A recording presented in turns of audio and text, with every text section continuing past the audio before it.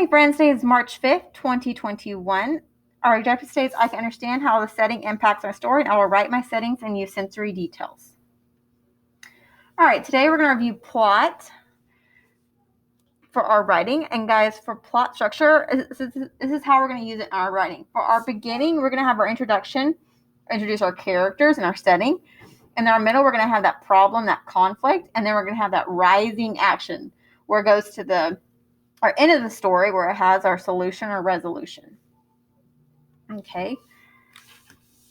All right, I'm going to read out loud these two paragraphs from the Egypt game. And while I'm reading, think about the setting and then the mood and then also the sensory details that I use when I'm reading to help create the setting. Okay. Think about what words does the author use to convey those sensory details. Okay. So I'm going to read these two paragraphs it's called The Egypt Game. The store was called A through Z, and its dusty show windows were crammed with a weird clutter of old and exotic-looking objects. Huge bronze oriental vases next to some beat-up old pots and pans. An old-fashioned crank telephone, primitive-looking wooden mask, and a treadle sewing machine. 2 croissants last and a huge broad-bladed knife with a carved ivory handle. April felt a tiny tingle of excitement. She always felt that way about old stuff. It had been one of the few things that she and Dorothea didn't agree on. Dorothea always said, "I'll take mine, new and shiny." It was dusky inside the store after the outdoor brightness. There didn't seem to be any clerks at all. Not that it mattered because April was only looking. She squatted down in front of a glass case full of small objects, vases and jars, some partly cracked or broken, prettily made jewelry, and tiny statues. All of it looked terribly ancient and interesting. She was pressing her nose to the glass when suddenly she knew she was being watched. Ooh.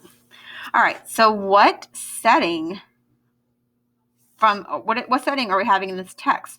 So from this text, it looks like we're inside like a store, maybe like an antique store.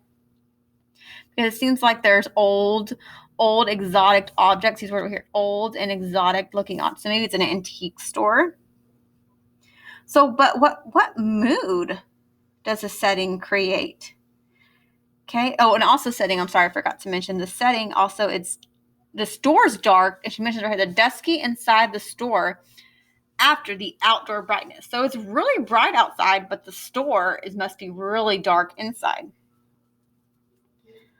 So it must be during the daytime. So what mood, let's go back to question 2. What mood does the setting create?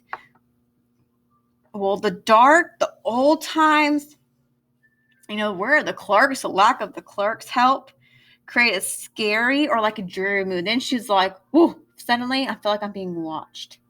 Okay, it's like a scary, dreary mood. Now think about those sensory detail words that helped with the setting. Okay, those sensory detail words.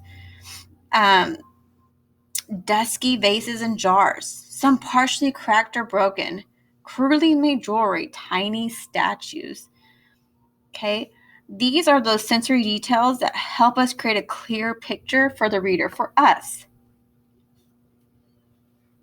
So we got to add those little details, those sensory details to pop our setting.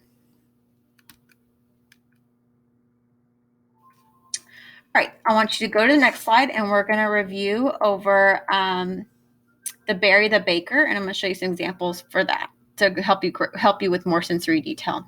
So go ahead and pop to the next slide.